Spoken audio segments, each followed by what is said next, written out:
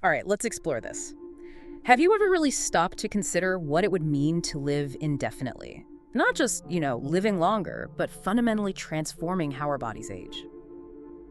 Today, we're taking a deep dive into biological immortality, what it actually is, the mind-blowing scientific advancements pushing us closer, and the absolutely pivotal role artificial intelligence is playing in this quest. What's truly remarkable here is how the scientific definition of biological immortality, well, it differs from what many people might imagine. It's not about being invulnerable to all forms of death, right? It's more like a state where your risk of dying from aging from that internal biological decline is stable or even decreasing over time. Okay, right.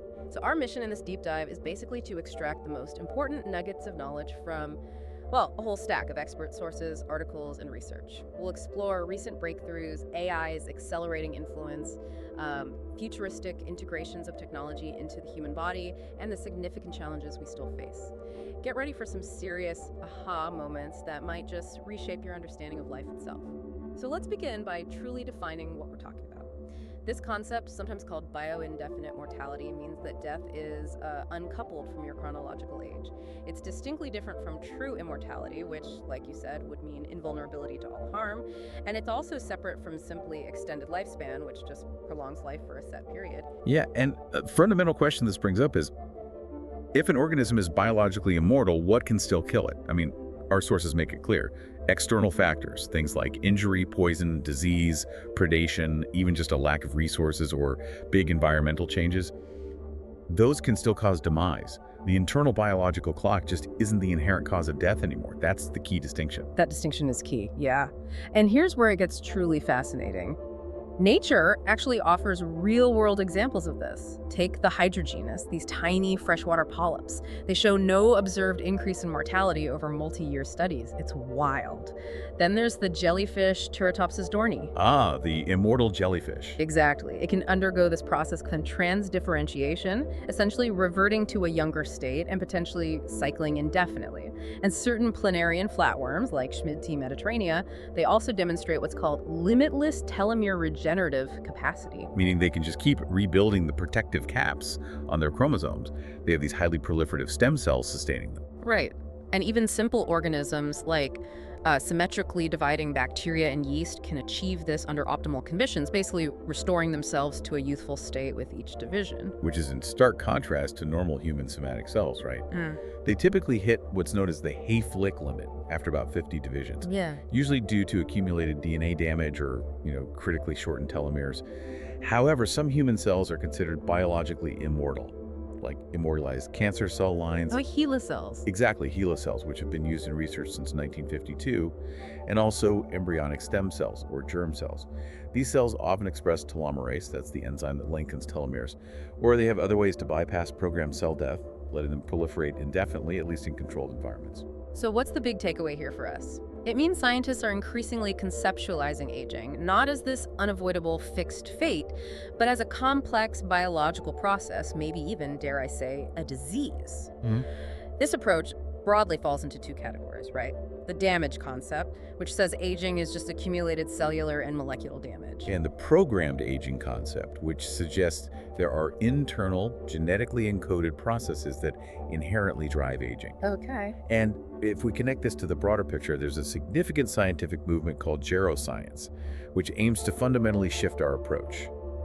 Instead of just treating individual age-related diseases like cancer or Alzheimer's as they pop up, geroscience targets the underlying mechanisms of aging itself. Wow, okay. The goal isn't just extending life, but improving health span. That's the period of life free from disease and disability, making those later years actually good years. Right. Quality over just quantity. And this reorientation, it's backed by serious money, too. For instance, the Evolution Foundation's HFGRO program committed up to $115 million USD over 5 years, starting back in 2023. That level of investment really signifies a profound change in medical research strategy, doesn't it? Shows how seriously the scientific community is taking this. Absolutely. It's a major shift. All right, let's turn our attention to the cutting edge then. How exactly are scientists pursuing biological immortality? Our sources point to fascinating advancements in cellular and molecular mechanisms, alongside breakthroughs in regenerative medicine. What's truly exciting are the recent developments, particularly from, say, 2023 to 2025. We're moving beyond theoretical possibilities into some tangible results now. Okay, first up, let's talk about telomere maintenance. Telomeres, those protective caps on our chromosomes, they shorten with each cell division, leading to cellular senescence or, well, programmed cell death. And telomerase is the enzyme that maintains their length. It's fascinating that long-lived species like lobsters naturally maintain telomerase expression in most adult tissues. That gives us a clue, right? It does, and the advancements here are highly promising. For example, Telomere Pharmaceuticals has an orally administered drug, Telomere 1. In preclinical zebrafish models, reported in June 2025, it showed remarkable anti-aging effects. Like what? Well, a significant increase in telomere length, reversal of DNA methylation, restoration of youthful gene regulation. It even led to a 100% survival rate in an accelerated aging model. It's almost like hitting a biological reset button. Wow, and I remember that Stanford University research from January 2015. They used modified messenger RNA. Right, the mRNA approach. Yeah. To rapidly increase human telomere length in cultured cells, effectively turning back the internal clock by years, as they put it. Yeah. And the temporary nature of the mRNA delivery, it dissipates within like 48 hours. That's seen as an advantage. You avoid persistent expression that could potentially, lead to cancer. That makes sense. You don't want it on all the time. Exactly. And then in June 2024, a study in Cell identified a small molecule compound, TAC, that restores physiological levels of telomerase reverse transcriptase, or TERT. TERT, that's a key component of telomerase. Precisely.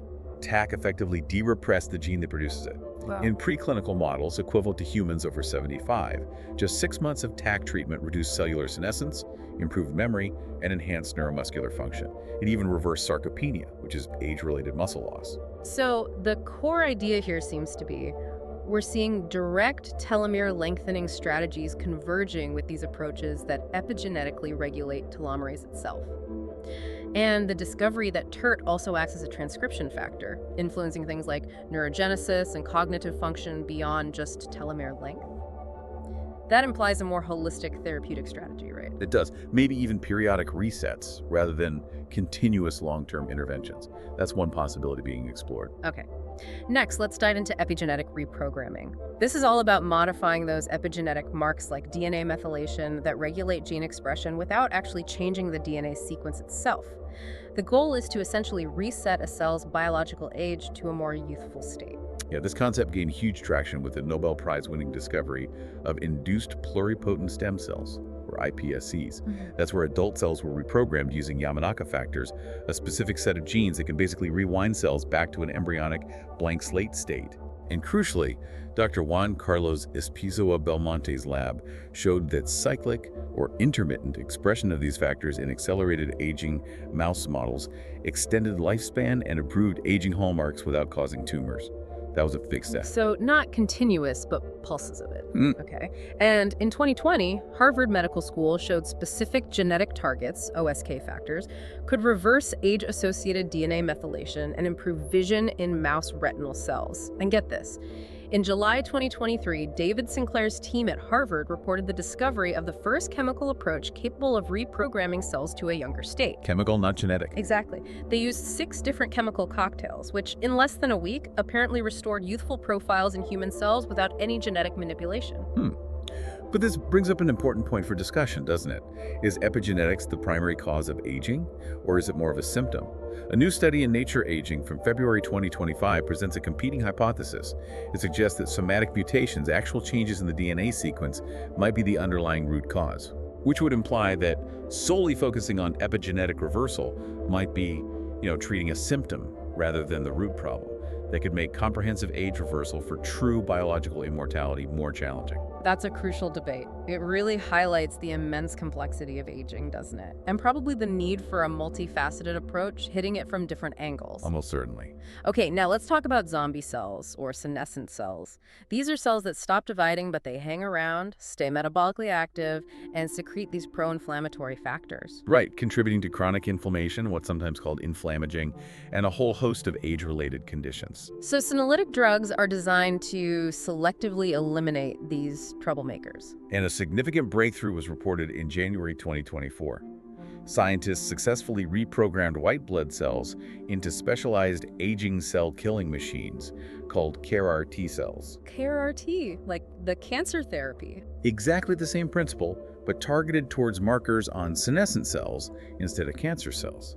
When tested in mice, this treatment resulted in healthier lives, lower body weights, improved metabolism, increased physical activity, and importantly, all without observable toxicity. Wow. And what's really impactful here, according to the sources, is a key advantage of this CAR-T cell therapy over traditional senolytics, its long-lasting effect. A single dose in young mice was shown to slow aging, and in aged mice, it led to noticeable rejuvenation. That's a big deal. Plus, as you mentioned, CAR-T cell therapy is already FDA approved for treating certain blood cancers. That sets a regulatory precedent, which could potentially accelerate its path for anti-aging applications. Right, the pathway is sort of paved already. And artificial intelligence is playing a role here too. Like with In Silico Medicine's AI-driven robotics lab, they used AI to identify a compound called INS018055, or rentoserdib, as a potent xenomorphic agent. It modifies senescent cells rather than just killing them. And that's already in clinical trials. Yeah, for idiopathic pulmonary fibrosis.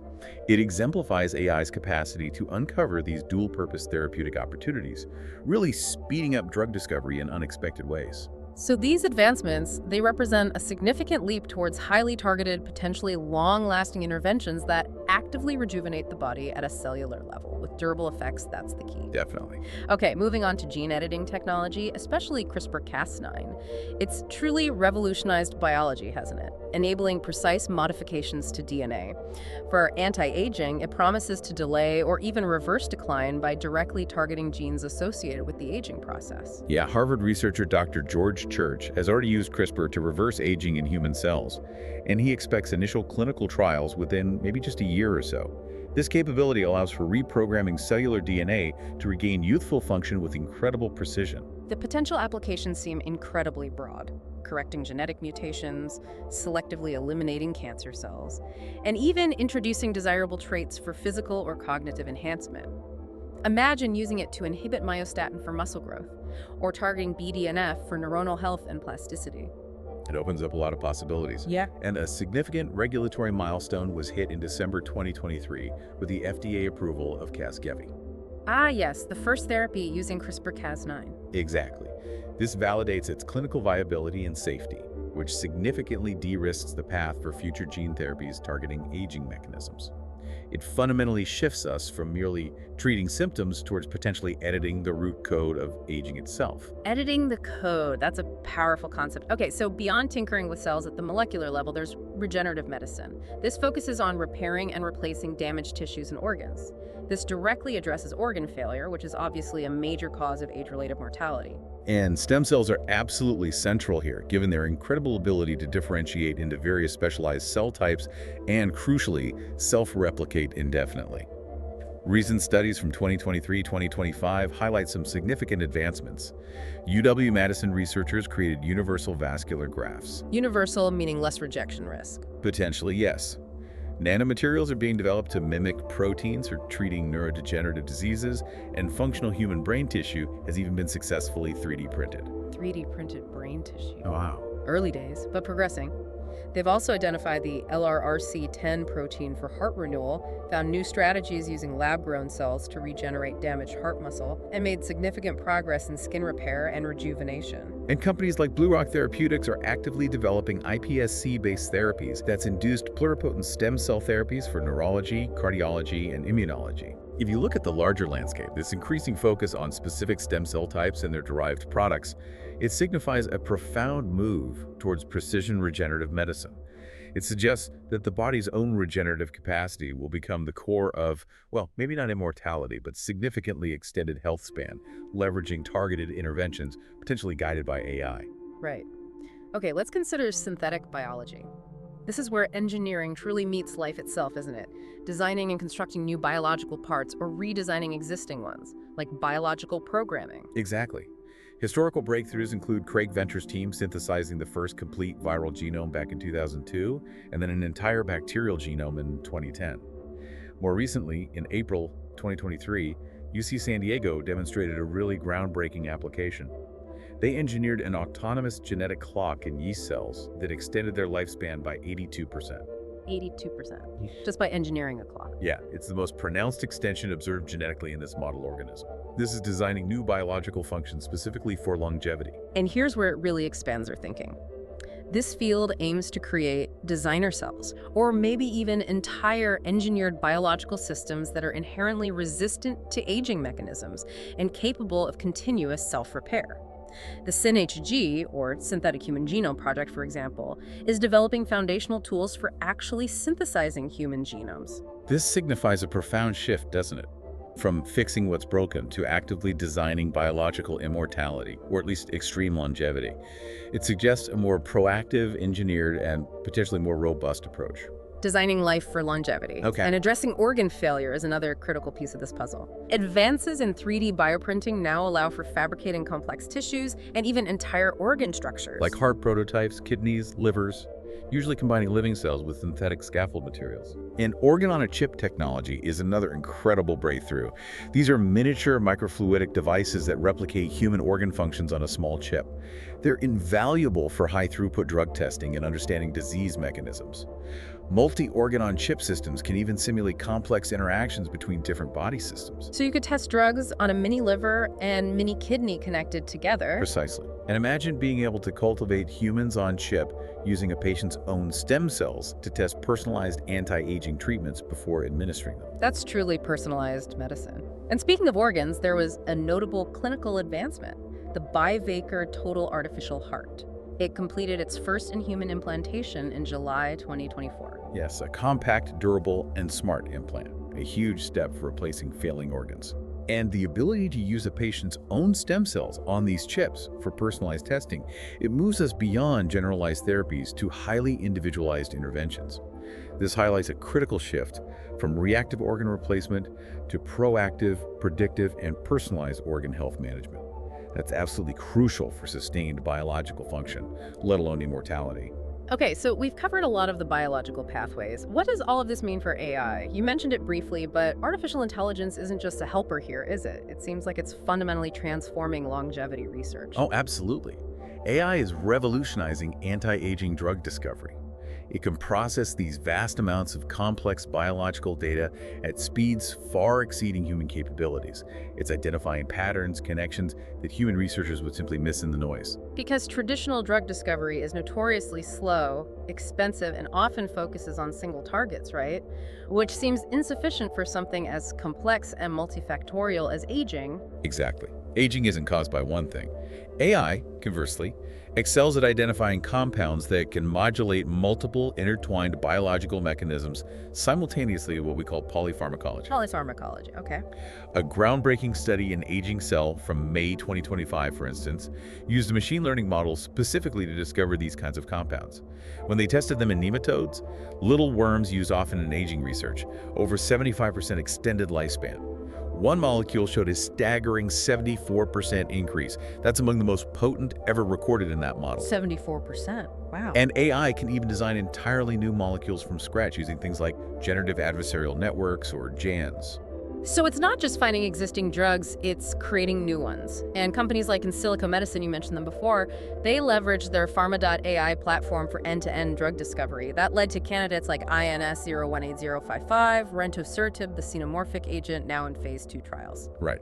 And their AI-driven robotics lab workflow drastically shortens the time from initial research to nominating a drug candidate, cutting it from, say, 2.54 years down to maybe 12, 18 months. That's a massive acceleration. It really is. It suggests that AI isn't merely speeding up existing processes. It's fundamentally redesigning them, enabling a far more comprehensive and efficient attack on the multifactorial nature of aging itself. AI is also giving us a much more granular understanding of our individual biological state, right? Yeah. Enabling highly targeted anti-aging plans. Yes, using machine learning to predict an individual's biological age based on all sorts of data, clinical, behavioral, cognitive, even morphological features from images. It can even generate organ ages for specific parts of your body, like your brain or heart. So you could find out your heart age is older than your chronological age. Potentially, yes. Yeah. And the age delta, that's the difference between your predicted biological age and your chronological age. That's becoming a crucial biomarker. It correlates with lifestyle factors and indicates deviations from healthy aging. Think of Horvath's epigenetic clock, developed back in 2013, using DNA methylation patterns for remarkable accuracy. That was really foundational. And AI's diagnostic capabilities now extend to evaluating medical images like chest radiographs as aging biomarkers.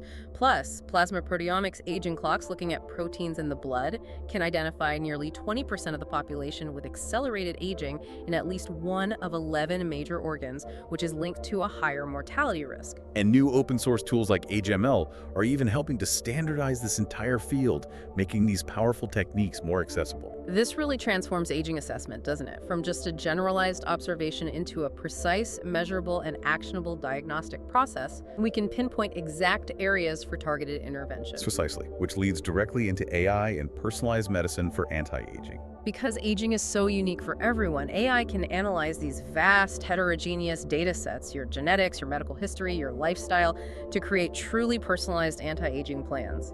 Exactly.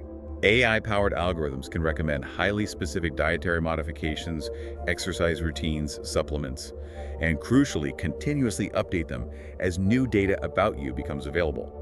This precision medicine approach is already being exemplified by clinics using AI tools alongside advanced diagnostics like 3D body imaging or metabolic breath analysis to craft these custom wellness protocols designed just for the individual. And companies like Acorn Biolabs are expanding services, including things like cryopreservation of your cells, to support these individualized longevity solutions.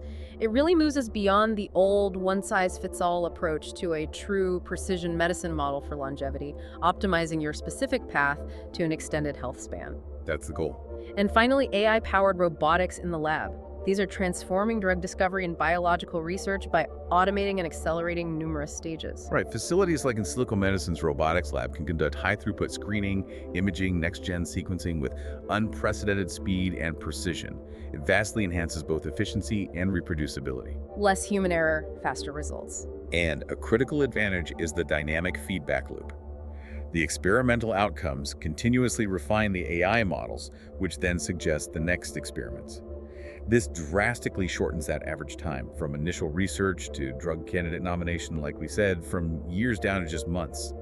This powerful synergy AI, designing experiments and analyzing data, robotics executing them, it's set to dramatically accelerate the whole pipeline from basic research to clinical application for longevity therapies. Okay, so AI is a massive accelerator. Now let's go even further, imagining AI and advanced tech not just assisting our biology, but integrating inside the human body. Yeah, this brings up a really compelling question. Could we integrate technology directly into our biology for continuous maintenance and active rejuvenation, rather than just relying on periodic interventions from the outside? Which brings us to things like nanorobotics, creating machines at the nanometer scale. The visionary concept of swallowing the surgeon, proposed by Richard Feynman decades ago, really captures this potential, doesn't it? It does. And futurists like Ray Kurzweil predict that by 2030, nanobots could revolutionize medicine. They envision them continuously monitoring the body, healing damaged cells, reversing aging from within the circulatory system. How would they even work? Well, the vision is they'd precisely recognize damaged cells, maybe deliver molecules like DNA repair enzymes directly where needed, remove toxic byproducts, even potentially reinforce weakened cellular structures. So imagine nanobots targeting and repairing neurons in neurodegenerative diseases, or clearing arterial plaques for cardiovascular health, or restoring metabolic balance. Exactly. Now, it's important to stress this is largely theoretical for human application right now. But research on things like nucleic acid robots, or NuBots, is progressing, showing that programmable molecular machines are feasible. If realized, nanorobotics could potentially provide the most direct and comprehensive pathway to biological immortality, or at least radical health span extension, by continuously reversing cellular damage, clearing waste, maintaining tissue integrity, effectively nullifying that wear and tear aspect of aging. Like having a constant internal repair crew. Okay, what about smart bioimplants? These represent another significant step. They integrate biosensors, maybe drug delivery systems, even electrical stimulation for continuous monitoring and active intervention within the body. They could measure everything from pH to hormone levels in real time. The potential applications seem vast. Early disease detection, highly personalized drug delivery. You could have brain chips for neurological conditions or automated glucose regulation for diabetics. Even performance tracking for new artificial joints. Mhm. And while it's still nascent, the concept of implants capable of self-treating conditions could eventually extend to broader cellular rejuvenation strategies. Imagine an implant detecting early signs of tissue damage and releasing repair factors. But a critical challenge for implantable biosensors has always been biofouling and the foreign body response, right? Where the body attacks the implant. Yes, that limits their lifespan and accuracy. But there have been recent advancements, for instance, from the Wyss Institute at Harvard, involving new coding technologies that substantially increase the lifespan of these implants by preventing these issues. That allows for more continuous, accurate monitoring. So we're getting better at making them last inside the body. We are, and this really envisions a profound shift from episodic medical intervention to a constant internal autonomous health management system, which is arguably a prerequisite for truly indefinite biological function. Constant internal management. Okay, And then there's robot-assisted microsurgery. We already have robotic surgery enhancing precision. right, enhancing control, visualization, allowing surgeons to perform complex procedures through tiny incisions. Systems like the Samani surgical system feature the world's smallest wristed robotic instruments for microsurgery, operating at the 10th of a millimeter scale. So incredibly precise. What's compelling here is how these macro-scale robots can execute microscale interventions that are simply too delicate or complex for human hands. This makes them theoretically applicable to cellular and tissue-level repair for anti-aging purposes. Things like precise cell transplantation for neurodegenerative conditions, or maybe even repairing specific cellular damage directly under microscopic guidance. And talk about reach. The integration of 5G technology is revolutionizing remote robotic surgery, enabling near instantaneous data transmission. There was a liver resection performed from 5,000 kilometers away with only a 73 millisecond delay reported in 2023. Incredible. These technologies could facilitate the precise implantation of bioengineered tissues, stem cells, or maybe even those nanobots we were talking about. Okay, so let's zoom out for a moment. While our primary focus has been biological immortality, maintaining the physical body, we have to briefly acknowledge digital immortality. This involves, well, hypothetically uploading human consciousness to a digital medium, allowing your mind, your consciousness to persist even if your physical body is gone. Yeah, futurists like Ray Kurzweil predict that by 2045, human intelligence could be augmented 1 billion times as humans integrate with their inventions. That's part of his singularity concept.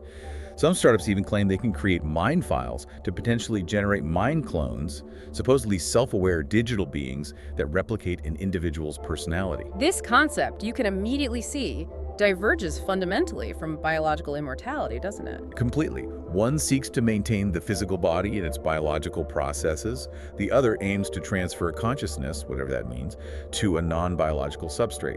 They're solving different problems, really. Right. And this brings up a truly profound question. If your consciousness is uploaded, is that still you? Especially if the digital entity can't experience hunger, tiredness, or anger like a biological human. It forces a reevaluation of what constitutes human consciousness, identity, the very meaning of life itself. Does finitude lend life its preciousness? Or could an immortal life eventually lead to boredom once all categorical desires, as some philosophers put it, are exhausted? Big questions. Yeah. The inclusion of digital immortality really highlights that this quest for eternal existence isn't solely a biological engineering problem. It's a profound philosophical one about the very nature of being. Okay, so what does this all mean for the road ahead? Achieving biological immortality, even significantly extended health span, faces formidable scientific and technological barriers, primarily from the sheer complexity of aging itself. Absolutely. Aging isn't one thing, it's a multifaceted cascade. It involves genomic instability, proteostasis dysfunction, that's when proteins aren't properly folded, cleared, or maintained, mitochondrial decline, chronic inflammation, metabolic dysregulation. The list goes on, they're all intertwined. This systemic complexity just defies simple single-target solutions. There's no single magic bullet. And accumulated DNA damage and epigenetic instability are huge challenges. While telomere extension sounds promising, some studies indicate it might unfortunately increase cancer risk. You turn on growth, you risk uncontrolled growth. That's the tightrope walk. And as we discussed, the debate persists. Are somatic mutations the primary drivers, making epigenetic reversal insufficient on its own? We just don't know for sure yet. And the risk of oncogenesis, cancer formation is a persistent concern, especially with those full cellular reprogramming techniques using Yamanaka factors. While partial or cyclic reprogramming aims to mitigate this, ensuring long-term safety is absolutely paramount. We don't want to cure aging only to cause cancer. No, definitely not. And delivering these therapies safely and efficiently in vivo, inside a living organism that presents a major technical hurdle too. There are concerns about using viral vectors, the need to optimize non-integrative systems. How do you get the treatment exactly where it needs to go safely? Right. And for implantable devices, long-term biocompatibility and functionality are still critical issues. Biofouling, foreign body responses, they still limit lifespan, although those new coding technologies offer hope. And let's be realistic, most breakthroughs we've discussed are still in preclinical models: mice, worms, zebrafish, cells in a dish. Translating these successes to humans for systemic age reversal presents immense hurdles. There are species-specific differences, the sheer complexity of human physiology. It's a massive leap. And establishing reliable biomarkers is also crucial for clinical validation, right? How do we actually know if these treatments are working effectively and safely in humans over the long term? Exactly. We need better ways to measure biological age and the effects of interventions. And finally, just thinking practically, a biologically immortal human body would require substantial and continuous energy, an endless supply of nutrients, and incredibly efficient energy management systems within the body. Plus, the interconnectedness of all these aging hallmarks means true biological immortality, if it's ever possible, will likely require a combination of therapies targeting multiple pathways simultaneously, not just one approach. Okay, so huge scientific hurdles. What about timelines? The scientific community seems to largely agree that true biological immortality, like living forever biologically, remains an elusive and distant goal. Current mainstream research focuses much more on significantly extending healthy human life, that health span idea. Right. The maximum human lifespan currently seems capped around 125, 127 years. And analyses suggest that even if we successfully treated all major diseases today, cancer, heart disease, etc., the average lifespan in developed countries would only increase by approximately 10 years. Aging itself would still get you. But here's where it really sparks debate. You have futurists like Ray Kurzweil famously forecasting that biological immortality for humans might be achievable as early as 2030. Based on exponential advancements in nanotechnology, genetics, robotics. Yeah, and Dr. Aubrey de Grey, another prominent longevity researcher, even suggests the first person to live to 1,000 years might already be alive today. However, these claims often meet significant skepticism from many scientists in the field. They emphasize the vast unknowns, the immense biological complexity we just outlined. The discrepancy between the general scientific consensus, which focuses on incremental, evidence-based progress, and these futurist predictions, which often extrapolate aggressive technological forecasts, is quite notable. It is. But despite these differing timelines, there seems to be a general consensus that the rapid pace of technological advancement means what seems impossible today could very well be a reality in some form in the future. Maybe not immortality by 2030, but significant changes are coming. The pace of discovery is undeniably accelerating. Okay, moving beyond the science and timelines. The prospect of indefinite human lifespan, or even just radically extended lifespan, raises profound ethical, societal, and economic questions. What are some of the biggest concerns you see highlighted in the sources? Well, one primary concern that immediately comes up is resource scarcity and overpopulation. If widespread adoption of these longevity technologies occurred, it would place immense, potentially unsustainable demands on finite resources: food, water, energy. Right. It could exacerbate poverty, environmental degradation. How would we manage a world with billions of people living much, much longer? Exactly. Yeah. It forces us to ask, how would we balance the quality of life with the sheer quantity of life on a finite planet? And what about social inequality and justice? These advanced interventions are almost certain to be incredibly expensive, at least initially. Would access be restricted to the wealthiest? Could this create a stark divide of biological elite and everyone else, exacerbating existing economic inequalities? That's a huge fear. It could lead to increased social stratification, resentment, maybe even civil strife, the immortal rich versus the mortal majority. And finally, as we touched on with digital immortality, an indefinite human lifespan triggers these deep philosophical inquiries: identity, consciousness, the meaning of life. Would an individual undergoing extensive biological changes and living for millennia still be considered the same person? Does our finite lifespan lend life its preciousness, its urgency? Or could an immortal life eventually just lead to profound boredom, apathy, as all categorical desires are fulfilled or lose meaning. These are questions that transcend science, aren't they? Absolutely. And these concerns, they aren't secondary issues. They're fundamental challenges that society needs to proactively address now, not after the technology arrives. The potential for exacerbating inequality, resource depletion, and altering the very fabric of human existence is truly significant and demands serious global consideration. Couldn't agree more. So, what's the ultimate takeaway from this deep dive? We've journeyed from the fundamental understanding of aging, looking at jellyfish and yeast, all the way to the bleeding edge of science and technology. Yeah, we've seen how breakthroughs in telomere biology, epigenetic reprogramming, senolytics, gene editing, regenerative medicine, they're all collectively paving the way for potentially significant extensions of human health span, moving beyond just treating diseases to aiming for fundamental age reversal. And AI is truly a transformative force in all of this, accelerating drug discovery, enabling precision diagnostics, personalizing interventions, automating research in ways we couldn't have imagined even a decade or two ago. And looking further out, the potential integration of AI-powered nanorobots and smart bioimplants into the human body holds the promise, however distant, of continuous autonomous cellular repair, offering perhaps the most direct, comprehensive path to sustained biological integrity. But as we've discussed, the journey is undeniably fraught with immense scientific barriers, aging's sheer complexity, the rings of cancer, challenges in delivery,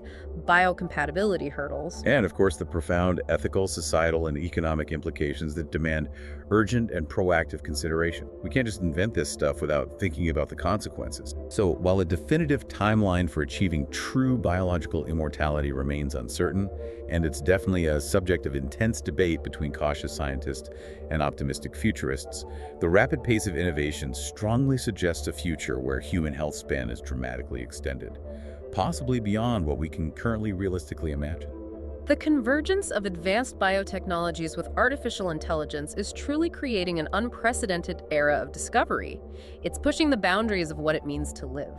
Which leaves us with the big question: what does this ultimate quest for biological immortality mean for how we define life, purpose, and our collective future?